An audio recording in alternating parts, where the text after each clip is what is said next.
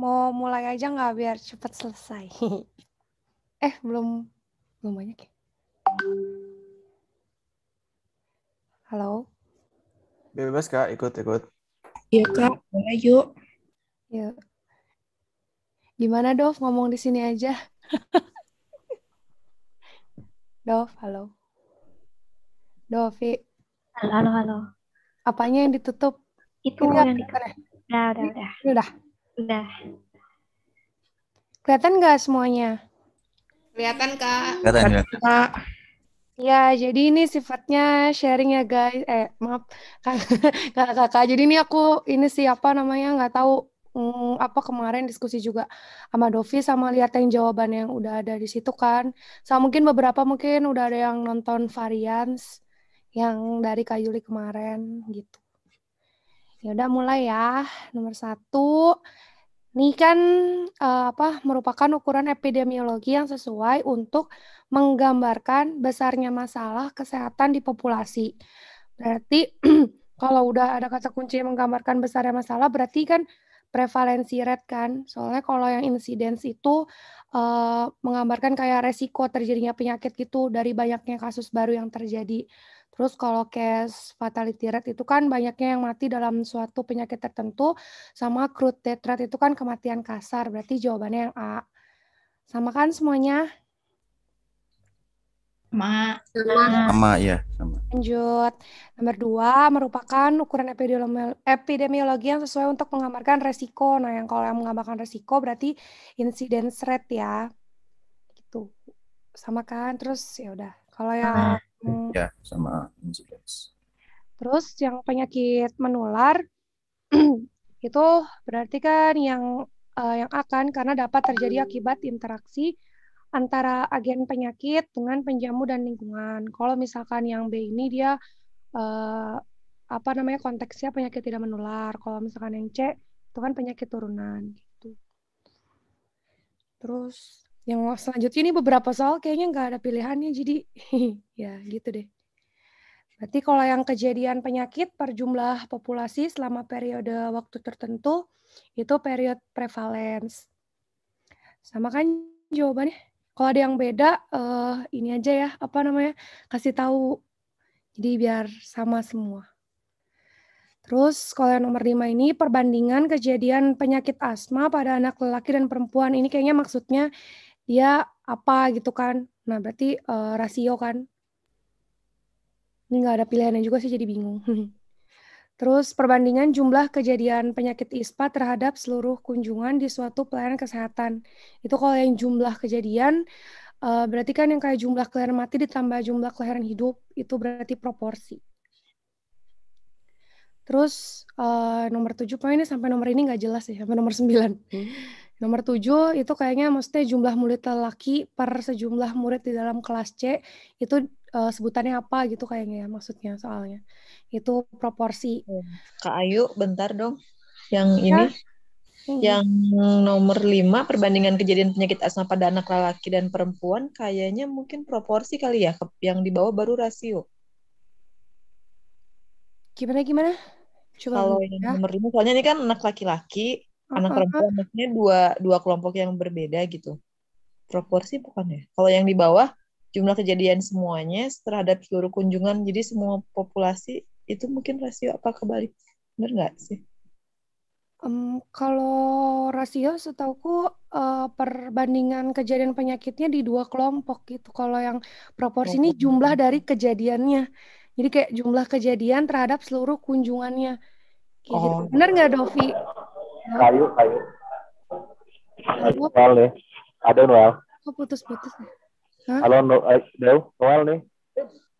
Kayak mendem bang, suaranya bang. Waduh. Halo. Ya. Halo, beneran. Itu ngebedain si rasio sama proporsi itu, lihat aja pernya.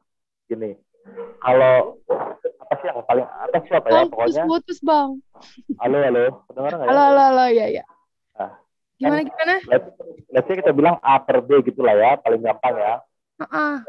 Kalau B itu isinya termasuk A, ngerti nggak? Kalau perbandingan itu kan berarti kan A per B nih, betul nih. Kalau B-nya isinya itu termasuk A, maka jadi proporsi. Iya, setuju Bang. Tapi kalau A dan B adalah hal yang berbeda, maka jadi rasio. Nah, nomor 5, laki-laki dan perempuan. Berarti kan anak laki-laki per anak perempuan. Apakah anak perempuan isinya anak laki-laki? Tidak kan? Maka pakainya rasio. Tapi nomor 6 itu jumlah kunjungan penyakit ISPA per seluruh kunjungan. Apakah di seluruh kunjungan ada penyakit ISPA? Ada. Maka jawabnya adalah proporsi. Begitu. Oh, ya. Berarti bener Bang. Berarti kayak kalau misalkan yang pernya itu apa namanya tadi? Berarti kalau misalkan yang jumlah kejadiannya ini kan yang terhadap seluruh jumlah kunjungan, si pernya itu termasuk di atasnya. Berarti yang ini yang 6 benar proporsi Bang. Benar. Oh, Iya, Kayu udah benar. Iya Kak, udah bener Kak. Dua-duanya Kayu. Tiba-tiba sorry ya ada berisik. Ntar tutup pintu dulu. Oke. Thank you. Thank you ya Bang Nul. Thank you. Sama-sama. Ya. Terus berarti ini yang nomor 7 proporsi ya? Benar? Ya, setuju. Ya, proporsi. Iya, Kayu. Iya Kak, setuju Yang Kak. 8 jumlah kejahatan, berarti kan jumlahnya berarti angka absolut. Nah, terus ini yang nomor 9, aku bingung. Aku A sih, Kak. A ya, soalnya kan ini kan sebenarnya kalau misalkan prevalensi itu kan insidensi, kalau misalkan dapat meningkatkan insidensi penyakit. Nah, sebenarnya yang B juga sebenarnya gimana? Coba ada yang bisa ngejelasin nggak yang ini? Tapi aku sih A, habis yang lain bingung. Halo? Kalau yang B kurang jelas ya. Maksudnya besarnya masalah tuh kayak apa? Soalnya di contoh di slide-nya Prof. Ratna nggak ada ngebahas besarnya masalah nggak sih, Kak? Iya sih, makanya aku juga nggak ngelihat yang B karena bingung sebenarnya. Terus yang Tapi kalau yang C kayaknya kayak kalau rumusnya P sama dengan I kali D, jadi nggak salah juga kan ya? Yang C tuh kayak bisa relate, tapi kayak nggak ada yang nunjukin kalau insidennya tetap terus berhubungan dengan durasi gitu. Ya nggak sih, Kak? iya sih, di sini mungkin kata-kata maka durasi penyakitnya ya. Terus yang D juga kayaknya enggak. Ya aku sih A kemarin karena kalau yang lihat yang udah agak pernyataan yang tepatnya sih A gitu. Kalau yang lain gimana? Aku nggak nemu soal ini di yang varian sih, jadi nggak dapet referensinya lagi. Kalau yang beberapa di bawah kan nanti ada yang mirip-mirip sama varian ya. Kalau ini kayaknya nggak nemu deh soalnya.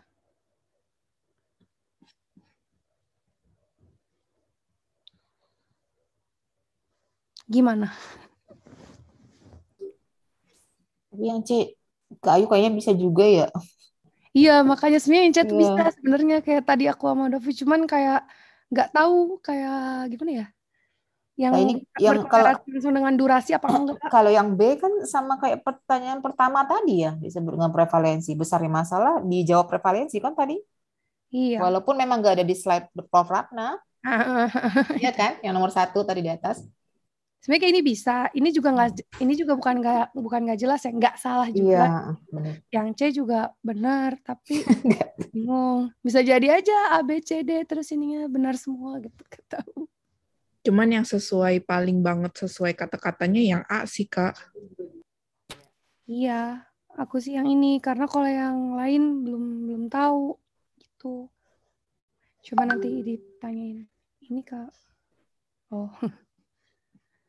Ya udah sementara ini dulu ya. Nanti ditandain aja. Siapa tahu kita bisa nanya ke anak.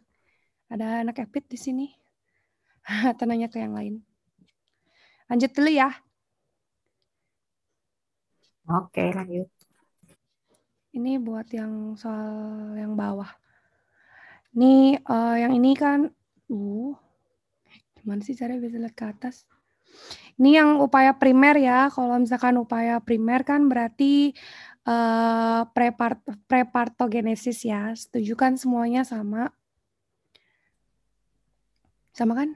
Terus kalau yang nomor Beda sih, Kak. apa? Ini Aku masukin tabelnya agak beda ya, Kak. Oh, ini yang Prof. Ratna. Yang tabel yang mana yang beda? Aku lihat pakai tabel dari kelas orang ya, Kak, yang lain gitu. Jadi tabelnya tuh dibuatnya pertama tuh ada tahap kerentanan, kemudian ada tahap presimptomatik atau prepatogenesis, kemudian ada tahap simptomatik atau patogenesis, kemudian baru lanjut ke tahap pemulihan gitu. Mungkin iya sih sama, cuman beda istilah aja. Iya. Iya, Kak. Kalau prepatogenesis itu kan masuk ke susceptible itu kan? Iya. Kerentanan. Prepatogenesis itu masuknya ke pencegahan sekunder kalau di tabel kelas lain sih gitu. Oh, gitu. Kalau ini aku ngambil dari ini sih apa yang Prof. Ratna, terus kemarin waktu yang varian pakai ini apa namanya tabelnya. Jadi aku ikutin ini. Oke. Ini ada di PPP Prof. Ratna. Prof. Ratna juga. Iya, yang warna biru ini soalnya aku. Ada yang putih juga. Yang putih ya, benar-benar. Itu ada gimana ya nge-share-nya ya? Oh, ya udah share. Aku mau stop share dulu aja, Dok. Di WA gitu. Nggak apa-apa, kamu share screen aja. Mana ya? Yang waktu itu Dovi pernah nanya ke Prof. Ratna gimana deh? Lupa. Nih. Oh, itu yang tersiar bukan? Kelihatan nggak, Kak? Enggak, belum. Belum. Kak. Tunggu. Yang putih ya, sampai diapalin warnanya apa penting yang putih. Kelihatan nggak? Iya, yang putih itu kan waktu itu Dovi nanya ya, Dov. Kok ini masuk ke patogenesis sekunderinya ya kan? Oh, tapi benar kok. Kayaknya tabel yang ini benar deh. Iya, kayaknya beberapa tabel konsisten aja sih kayaknya. Soalnya kemarin itu. Oh, jadi kalau di sini prepat. Ini udah kelihatan kan ya? Iya, sudah. Kalau di sini prepato itu primary. Iya, nah, secondary-nya itu udah pato tapi presimptomatik. Ya. Nah, terus tersiernya itu ada limit disability limitation sama rehabilitation. Nah, kemarin itu Prof PPT-nya tuh beda gitu di belakang. Di belakang dia tuh bilang disability limitation itu masuk sekunder, tapi terus habis itu sekarang udah begini yang paling benar deh kayaknya. Iya. Ya, jadi kemarin yang di varian juga gitu. Sama kita ngikutin PPT Prof aja kali ya. Takut beda kalau di kelas sebelah. Ya boleh, Kak. Oke. Primary prepato. Ya, yang primary prepato. Oke, aku stop ya. Sebenarnya sama nggak sih, Dov, sama yang biru tadi? Sebenarnya, Dov, aduh. Ya, Bang Noel. Itu sebenarnya sama, cuma dibedakan ini loh. Mana tadi tabelnya boleh tolong nggak, Dov? Share lagi ya. Ya. Putih. Nah, itu ada lagi nih tuh. Bentar. Jadi itu perlu dilihat, ada namanya state of disease, ada namanya tissue changes. Kalau state of disease itu fase kerentanan itu sama dengan fase prepatogenesis. Nah, fase presimptomatik, nah itu sudah lagi tidak menjadi fase prepatogenesis. Maka nanti lihat teman-teman soalnya yang ditanya presimptomatik atau prepatogenesis. Kalau pertanyaannya presimptomatik, maka sebelum muncul gejala kan, itu masuknya sekunder. Karena di fase presimptomatik kita harus deteksi, periksa gitu ya. Tapi di fase prepatogenesis artinya belum ada kumannya belum masuk gitulah ya, dia masih rentan. Itu kita pakainya adalah primary prevention. Maka Coba kembali ke soal. Bentar. Ini lagi. Sorry. Aku lagi nge-share yang tadi. Ini. Yang ini. Nah, itu kan pertanyaannya upaya primer ada di benar. Patogenesis. Iya. Ya. Atau di fase kerentanan, susceptibility. Ya. Oh, berarti jadi kalau tahap pre-patogenesis itu masuknya ke tahap kerentanan juga ya, Bang? Kenapa tadi? Maaf.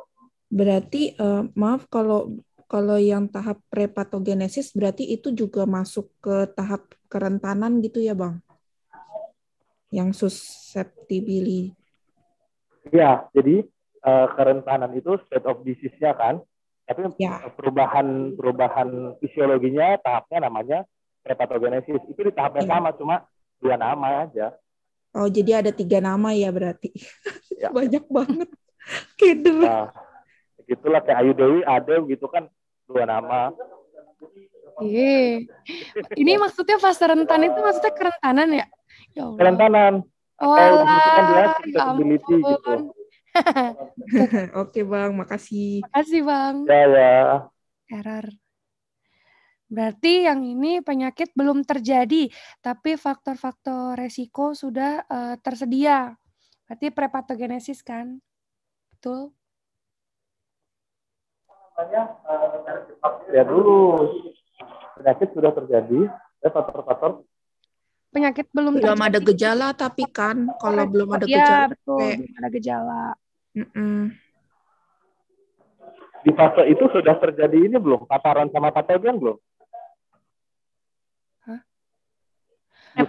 Prepato, Bang. Prepato, Bang.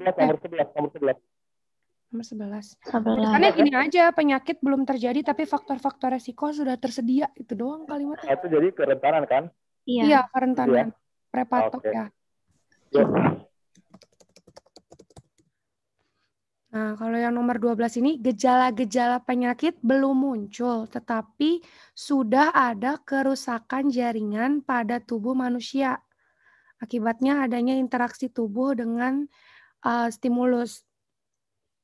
Berarti udah patogenesis dong, tapi yang fase subklinis. Betul gak? Keren banget ada.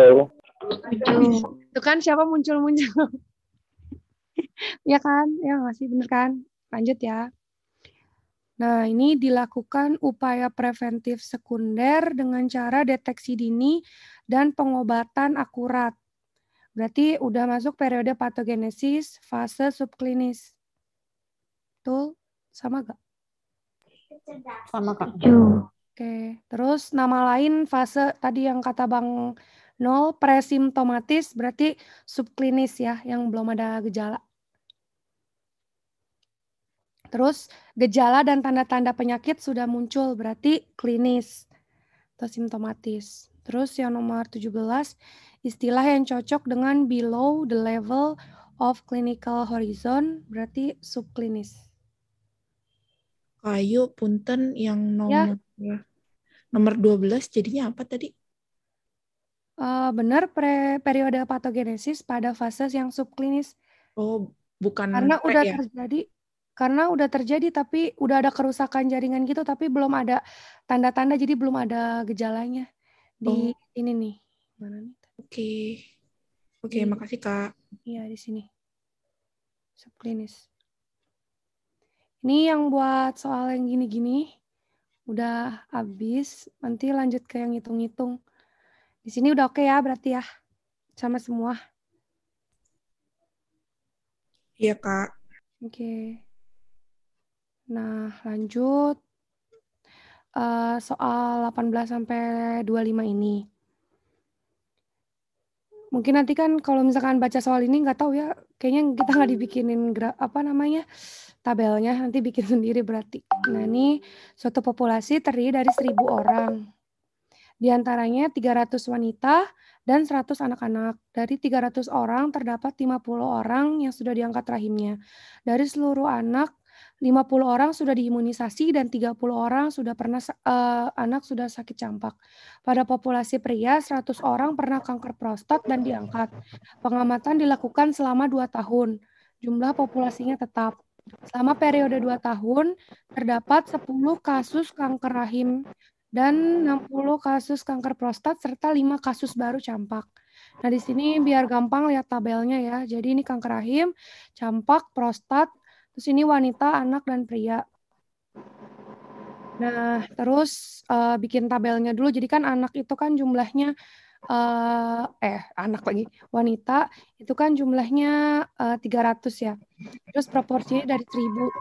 Nah, terus yang old case-nya itu kasus lamanya itu 50, terus new case-nya 10. Terus yang anak juga sama, dibuat tabelnya, langsung ke soal dulu. Rasio wanita dan pria. Rasio wanita dan pria berarti 300 banding 600 gitu ya. Kan? Terus kalau proporsi wanita di populasi, nah ini kan di populasi, berarti di populasinya berarti 300 per 1000. Berarti 3/10. Gitu. Nah, terus yang nomor 20 nih, nah ini nih yang kemarin aku dengerin yang di varian rada-rada beda-beda, tapi akhirnya sih sama. Jadi kan ini kumulatif insidence kejadian campak pada anak selama periode 2 tahun. Nah, berarti kan rumusnya CI itu kan kasus baru, new case, per populasi yang beresikonya.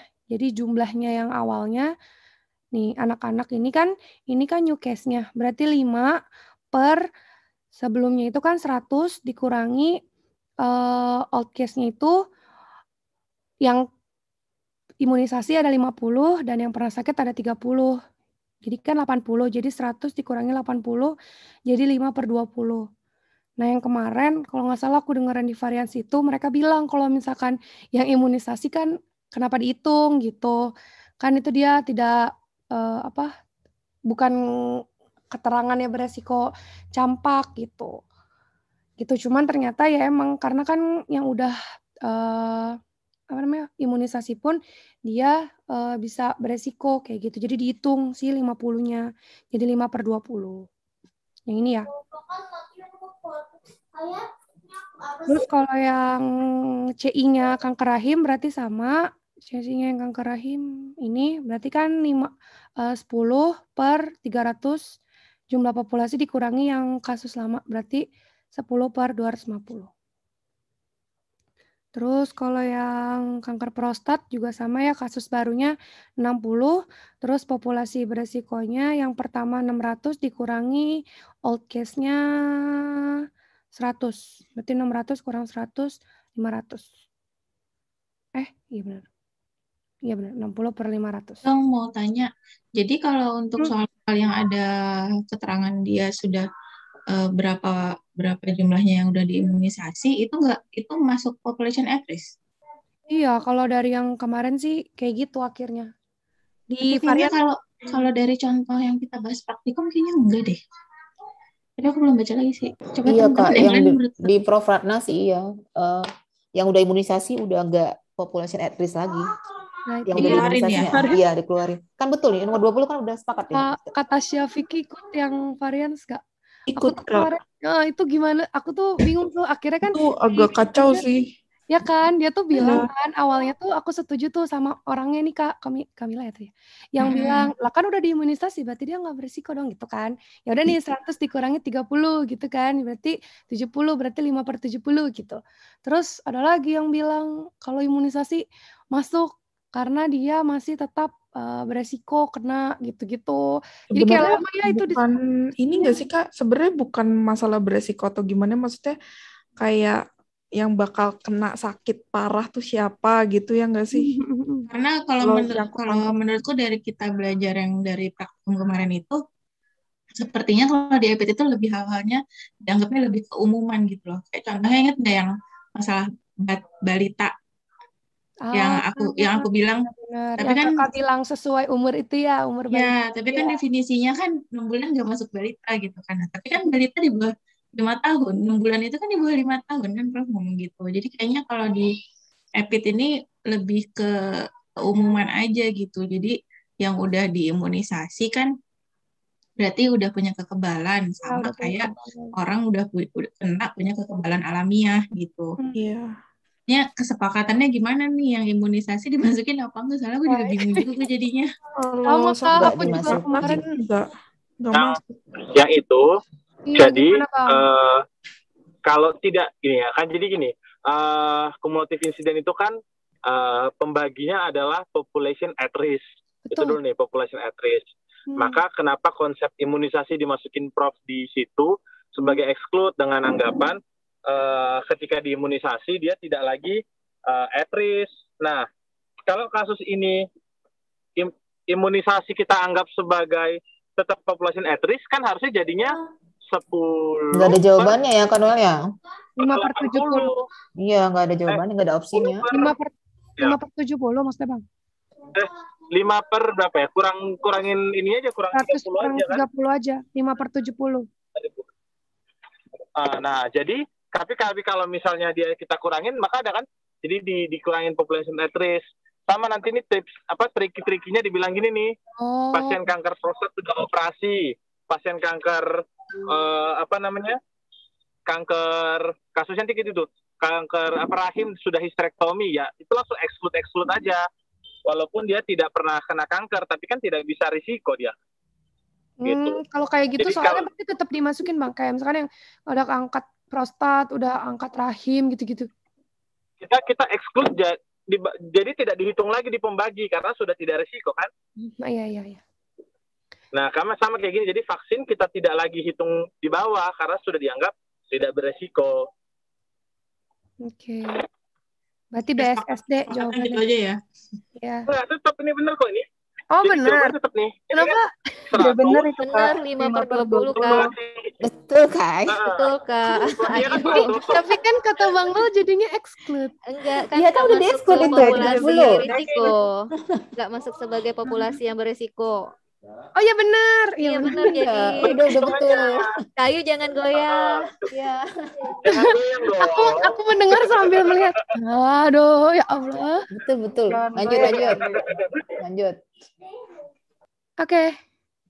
Tadi nomor berapa ya? Oh ya. Ini kanker rahim. Oh iya. Ini tadi mana ya? Oh, nomor 23 ya. Kalau prevalensi campak pada anak sampai akhir tahun pengamatan. Berarti yang pernah campak sama campak baru 35/100. Betul? Karena kan kalau ini jelas ya, kalau imunisasinya nggak dihitung. Terus nomor 24, prevalensi kanker rahim di populasi sampai akhir tahun. Terus ya ditulis di sini kok. Kasus lamanya 50, kasus barunya 10, total populasinya 300. Berarti 60/300. Terus kalau yang kanker prostat sama juga kasus lama, kasus baru berarti 160/600. Udah ya? Terus berarti yang ini. Okay. Yang pilihlah pernyataan yang benar. Upaya preventif primer dimaksudkan mencegah interaksi agen host environment agar tidak menjadi stimulus penyakit. Benar ya yang A. Terus kalau yang B, memakai seat belt pada waktu mengendarai mobil merupakan upaya preventif sekunder. Salah, karena ini harusnya primer. Terus minum makanan suplemen merupakan upaya preventif. Benar, berarti A dan C benar. Terus yang pilihan pernyataan yang benar, ini benar semua kan? Sama ya. Terus yang pernyataan yang benar ini juga sama semua. Sama kan? Terus yang 29, frekuensi kejadian suatu penyakit dapat berbeda antara urban dan rural. Ini sama semua ya, lifestyle, lingkungan, dan pekerjaan. Terus terjadinya perbedaan frekuensi kejadian penyakit berdasarkan perbedaan ras atau etnis adalah semua benar juga. Lifestyle, genetik, sama faktor makanan. Nah yang ini sebenarnya ini kan nggak masuk ya karena kan studi Yang analitik sama deskriptif setelah standarisasi. Iya, ini nggak masuk, Kak. Nah, yang inilah masuk yang ini nih. Nah, ini dia. Nah, nomor 37. Faktor A harus ada. Jika tidak ada, maka penyakit tidak mungkin terjadi. Selain faktor A, masih dibutuhkan juga faktor-faktor lain agar penyakit dapat terjadi. Berarti kan kalau ini harus ada faktor A-nya, berarti necessary but not sufficient. Benar gak? Betul. Setuju. Setuju. Yang 38, jika faktor A ada, penyakit pasti ada. Tanpa faktor A, penyakit tidak akan terjadi. Berarti ini tergantung berarti necessary dan sufficient. Jadi harus ada. Nggak bisa berdiri sendiri. Terus kalau ini tuh maksudnya kayaknya pertanyaannya kalau penyakit kronis ini contohnya apa? Contoh dari apa? Ini berarti neither sufficient nor necessary. Karena faktor A ini harus ditambah dengan faktor B atau faktor-faktor yang lainnya. Gitu. Contohnya kayak penyakit diabetes, hipertensi itu kan sebenarnya faktornya banyak. Nah, kalau yang sufficient but not necessary, ini tuh masing-masing faktor dapat menimbulkan penyakit yang sama. Setiap faktor dapat bertindak sendiri-sendiri sebagai penyebab penyakit. Kakak yang Mami belajar nanti ya. Bicara sama Abi deh, Kak, misalnya. Kayak gitu. Kalau yang gini-gini juga sebenarnya jelas sih di PPT-nya Prof. Ratna lumayan. Terus yang 41 sifat dari agen biologik untuk menimbulkan kerusakan jaringan. Kalau kerusakan jaringan berarti patogenesitas. Kalau yang virulensi kan menunjukkan keparahan. Nah, kalau yang nomor 42 ini sifat dari agen untuk bisa masuk dan memperbanyak diri dan menyesuaikan diri terhadap penjamu berarti infeksitivitas. Kalau yang 43, kemampuan dari agen biologik untuk menstimulasi penjamu membuat antibodi. Nah, ini imunogenesitas. Terus kalau yang menyebabkan kematian, virulensi. Ini sama semua ya. Ya, Kak, sama. Yang mana? Oh ya sama. Terus nih yang hitung. Jadi dalam suatu RW populasi 100 orang. Selama 1 tahun diamati kejadian penyakit X. Kotak-kotak berwarna oranye ini menunjukkan saat mulai dan akhir perjalanan penyakit X. Angka 1, 2, 3 dan seterusnya menunjukkan awal terjadinya kasus. Penyakit X merupakan penyakit yang bila telah terkena, orang itu nggak kenal lagi gitu. Nah, ini kan insiden penyakit X pada bulan Maret 2020. Jadi kan kalau insiden itu kasus baru per populasi yang beresiko. Nah, ini kasus barunya, ini kan kita lihat Maret ya. Berarti ada 1, 2, 3. Terus populasi yang beresikonya, orang yang udah pernah sakit sebelum bulan Maret itu ada 7 kan. 1, 2, 3, 4, 5, 6, 7. Ini yang 7 orang yang udah pernah sakit. Total populasinya kan 100. Berarti 3 kasus per 100 orang per 7 orang yang udah pernah sakit. Berarti 3 per 93. Sama ya? Semuanya sama?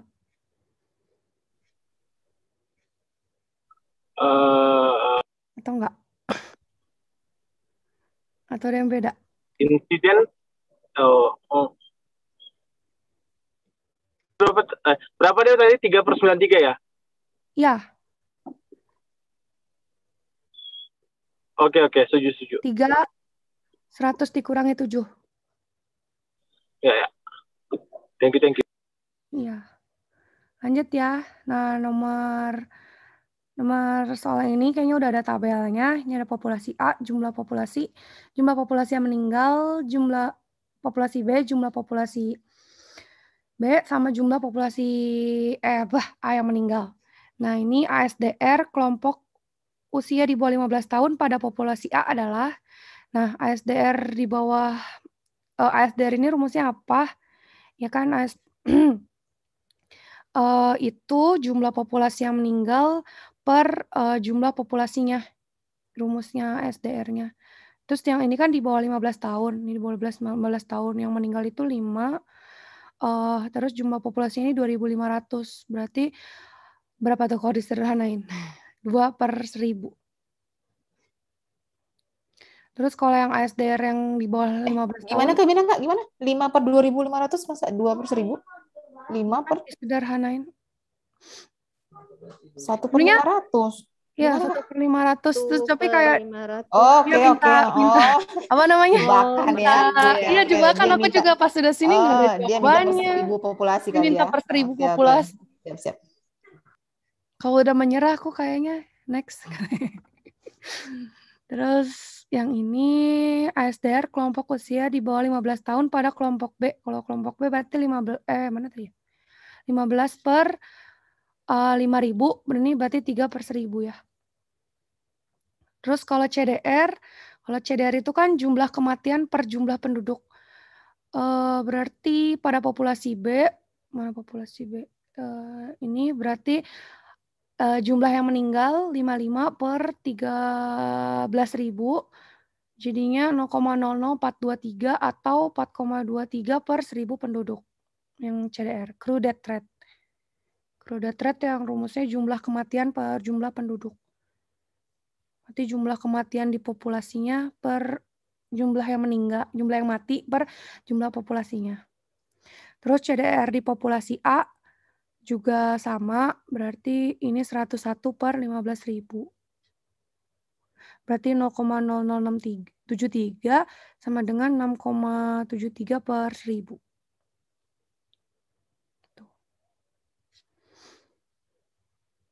Nah, yang ini kan yang setelah dilakukan adjustment. Nah, setelah distandarisasi, adjusted rate populasi A berapa. Nah, ini tuh kalau nggak salah kemarin tuh belum udah dihitung. Udah dihitungin tuh yang bawah. Adjusted itu rumusnya expected per total populasi standar. Nah, yang di sini itu dihitung totalnya berapa, total si expected ini berapa. Ini kan 152,275 per total populasinya. Populasi standarnya yang ini nih, jumlah populasi A plus B ini berarti 28.000. Nah, ini jangan kejebak kalau yang kemarin diingetin di varians. Ini kan nggak ada jawabannya sebenarnya 28.000. Langsung pada ngisi yang per 1.000. Padahal kalau misalkan rumus yang adjusted ini per total populasi standar. Nah, ini jumlah populasi standarnya ini kan 28.000. Jadi pernya tuh tetap 28.000 bukan 1.000. Gitu. Atau mungkin dia typo atau gimana. Terus kalau yang adjusted populasi A juga sama. Berarti kan ini jumlahnya 157 berapa tadi ya? Salah ya. Salah ketukar ini. 157,47 per 28.000. Gitu. Nah, terus ini kayaknya pernyataan sih, kematian kelompok usia kurang dari 15 tahun lebih sering terjadi pada populasi A daripada B. Salah ya, karena ASDR-nya aja lebih gede di populasi B 3 daripada di populasi A. Terus apa nih? Setelah dilakukan standarisasi, kematian lebih sering terjadi di populasi A daripada B. Itu kan 157 dibanding 152, berarti salah pernyataannya. Nah, ini tuh apa namanya? Kayaknya nggak ada, soalnya tulisnya ada foto di grup WA. Tapi kan ini dapetnya cuma file doang. Nah, kalau yang ini belum nyari sih gimana? Yang ukuran agregat.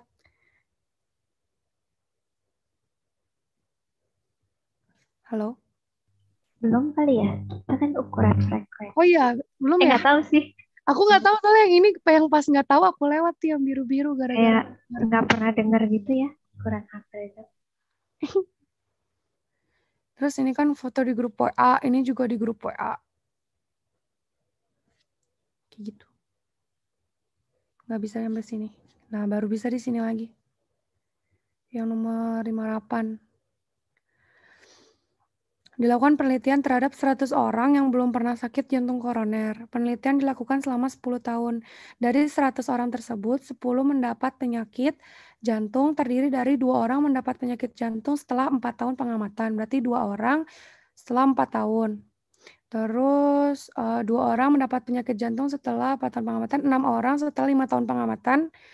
Terus 2 orang setelah 6 tahun pengamatan, 90 orang sisanya tidak mengalami sakit jantung, rata-rata diamati dalam 5 tahun. Terus hitung intensitas density dari penyakit koroner tersebut. Nah, ini kan masing-masing ya dihitungnya. Jadi 2 orang dalam 4 tahun, jadi yang 8 person years kayak gitu. 6 orang 5 tahun berarti 30 person years, 2 orang 6 tahun 12 person years, 90 orang 5 tahun 450 person years. Nah, total person years-nya ini semua berarti 500. Nah, rumus dari intensitas density-nya itu kan new cases per total person time. Nah, new cases-nya ini 10 kan. Berarti 10 per 500 person years. Bener gak? Coba Kak, scroll ke atas. Oh iya, boleh. Sebentar ya. Nih. Scroll ke atas. Kok 10? Oke. Oh, kasus baru ya. Dari 100 orang dapat 10 ya. Oke. Iya, ini.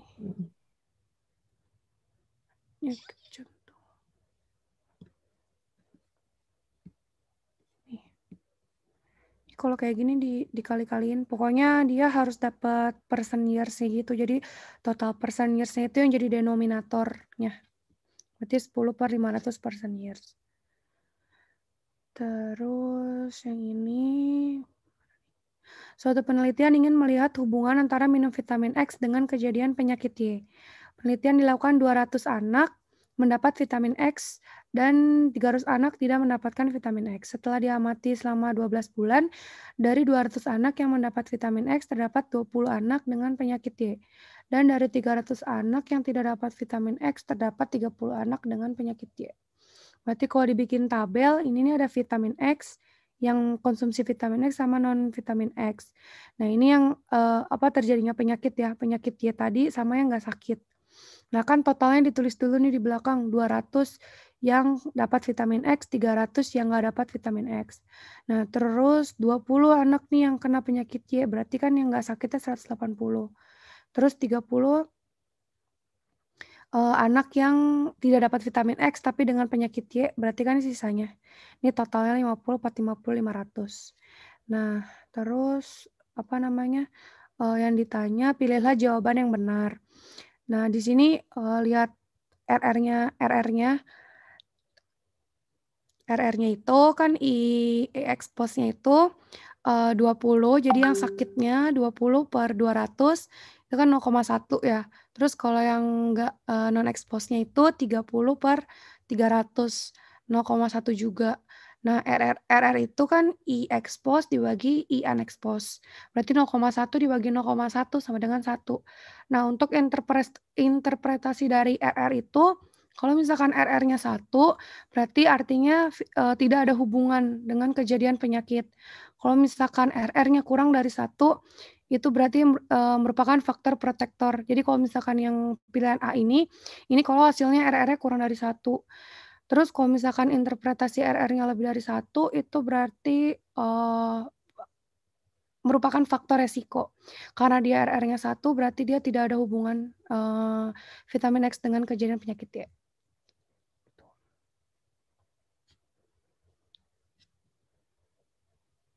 Sama nggak semuanya yang ini? Sama, Kak. Sama, Kak. Sama.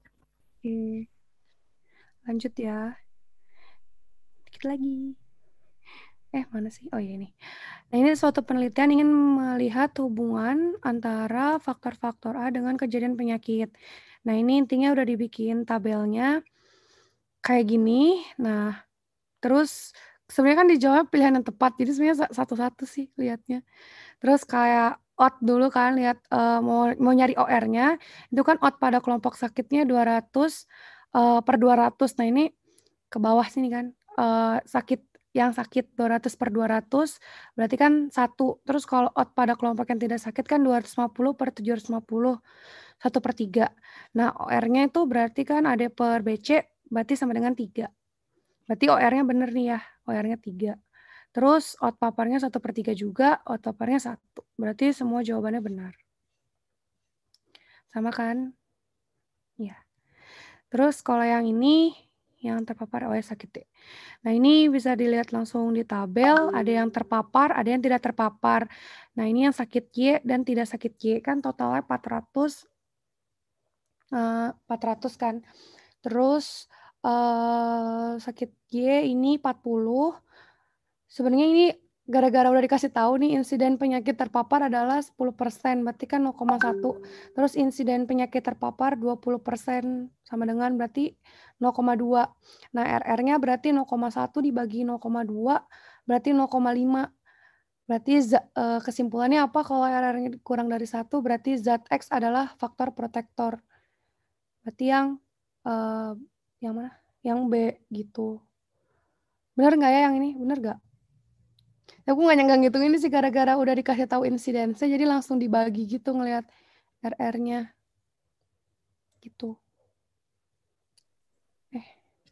Mana sih? Sorry. Mana ya? Nah, ini sama semua. Sama, Kak. Oke. Terus yang ini dari soal nomor 61, pilihlah jawaban yang benar. OR-nya kan OR itu kan berarti apa? AD/BC ya. Berarti mana? Tiba-tiba error. Aduh.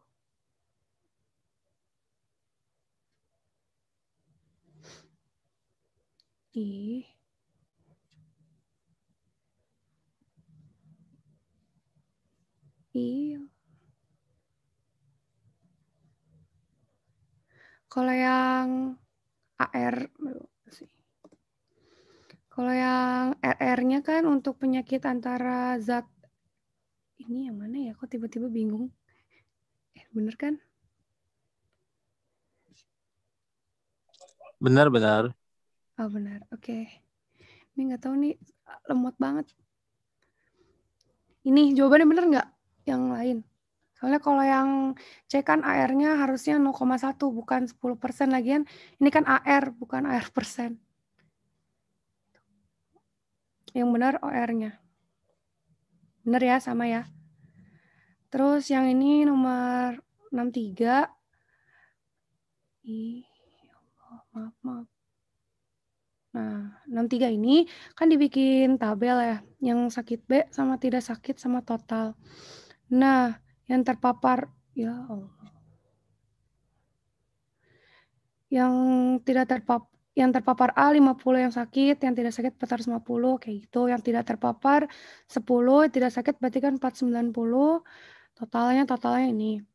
Nah, terus insidence terpapar ini kan pilihannya, pokoknya kalau pilihan jawaban yang benar berarti nyari satu-satu gitu.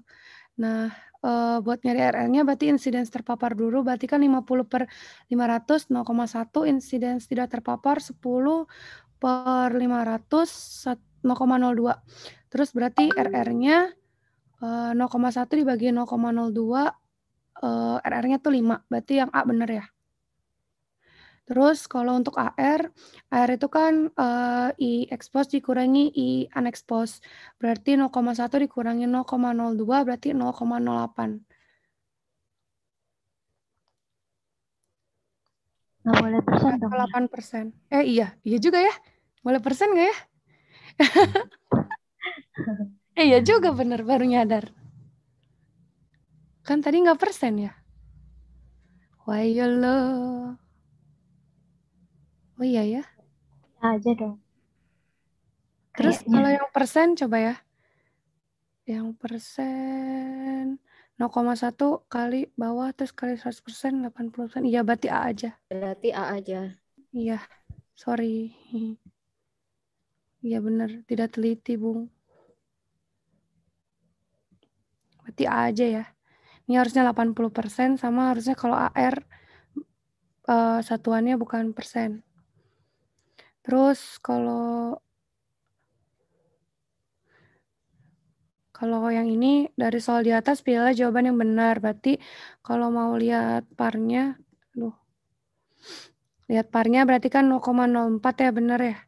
Kalau parnya 0,08 dikali 0,05 atau langsung aja dikurangi 0,2, tadi dikurangi 0,02.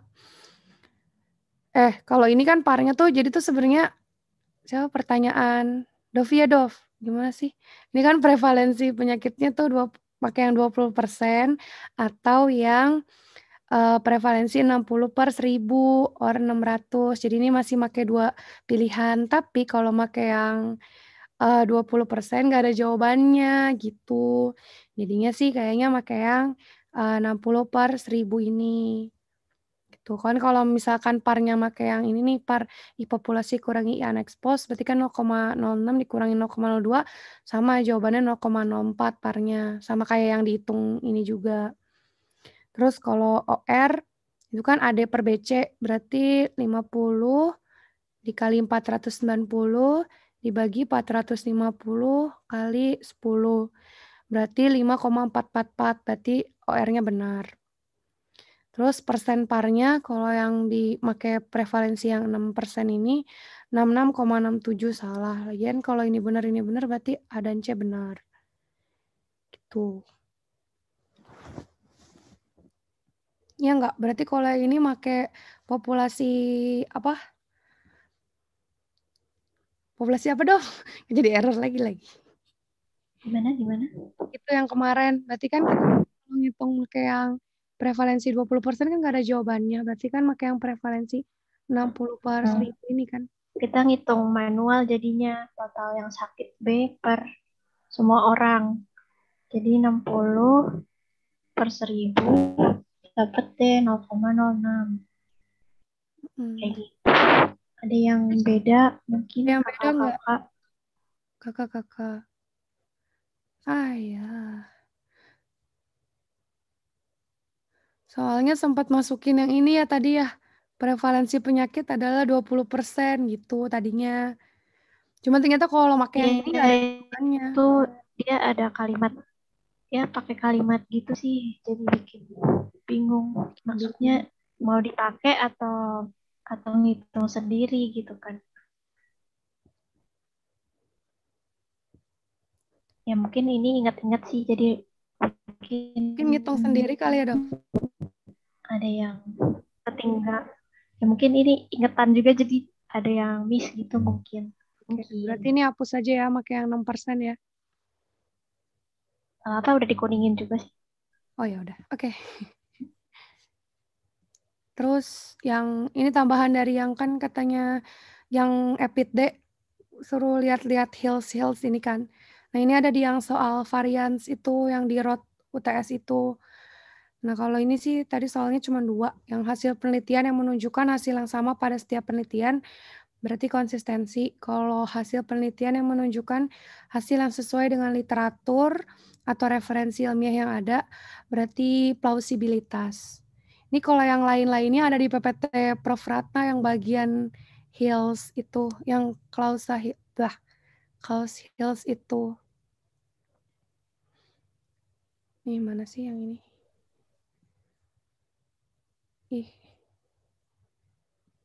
Itu kalau misalkan yang apa teh namanya?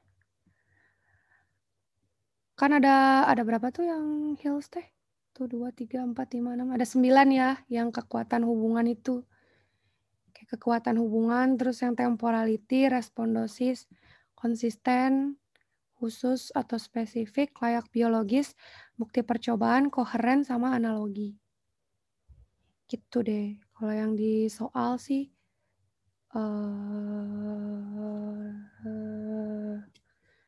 segitu aja.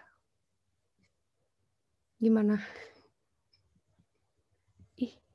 Kok nggak bisa sih? Oh ya.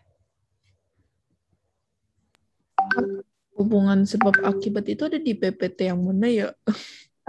PPT yang ini, bentar ya, aku buka. Lagi dibuka. Aduh. Mana ya? Tadi lagi ngebuka kok. Ini. Konsep penyebab penyakit ya? Iya, konsep penyebab penyakit. Ya, ntar. Ini yang ini Kak. Nih, yang Prof. Ratna. Yang judulnya teh sesi 2C konsep penyebab penyakit. Kriteria Hill ini, yang ini nih. Yang Hill kriteria ini yang strength, konsistensi. Pokoknya ada 9. Ini oke sih, lumayan buat baca-baca. Gitu. Oke Kak, makasih. Ya itu aja sih. Paling kalau misalkan yang lain soalnya itu doang ya. Paling yang baca yang dari varians itu sama yang Prof. Miko. Yang Prof. Miko itu. Terus udah deh. Dovi ada yang mau apa tadi? Mau di-sharing nggak Dovi? Enggak, cukup kok. Terima kasih Adel. Iya, aku nyari yang ini nih. Bentar, mana ya?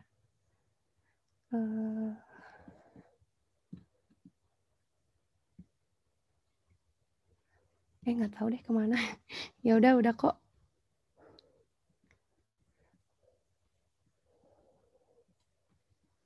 Sudah. Udah gitu aja teman-teman. Semoga. Ada nanti boleh di-share nggak Kak hasil itunya di Apanya? itu di grup? Hasil apanya? Tuh, yang Word yang tadi. Oh ya, oke, sip. Makasih Kak. Ya, thank you ya semuanya. Makasih Kak Dovi, makasih Kak Adel. Udah. Ini sama lagi. Ini Mas Adit yang ngomong kan ya? Noel. Oh iya, kenapa Bang? Itu nanti jadi kita Jumat itu langsung ke emas aja, nggak pakai Zoom lagi atau gimana? Enggak, katanya pokoknya info terakhir itu tuh langsung ke Zoom. Langsung ke emas, terus abis ujian nggak kelas lagi. Oh gitu, berapa lama emasnya, terus berapa soal gitu tau nggak? Kalau berapa soalnya pasti 50. Terus berapa lamanya aku udah nanya 2 kali, terus maaf ya mulu. Terus kata pagi berarti ya udah. Pagi ya ini ya? Iya, pagi jam 8 udah masuk emas. Terus udah gitu, berapa lamanya belum tahu. Terus, tapi kan kalau yang kelompok yang udah ujian sih 90 menit. Semoga aja sama. Tapi besok aku soalnya sama nggak Kak? Ya, katanya sih enggak, kata Bang Noel. Katanya kalau EPIT itu dibikin masing-masing sama itunya. Iya, sama profnya. Makanya kita, mungkin itu jadi acuan, tapi baca-baca PPT Prof. Ratna, maybe, sama kuis-kuis yang kemarin. Siapa tahu aja. Aku lagi tanya ke Tatiana sih, tapi belum dibalas. Ke Tati, kebanggaannya Bang Roy.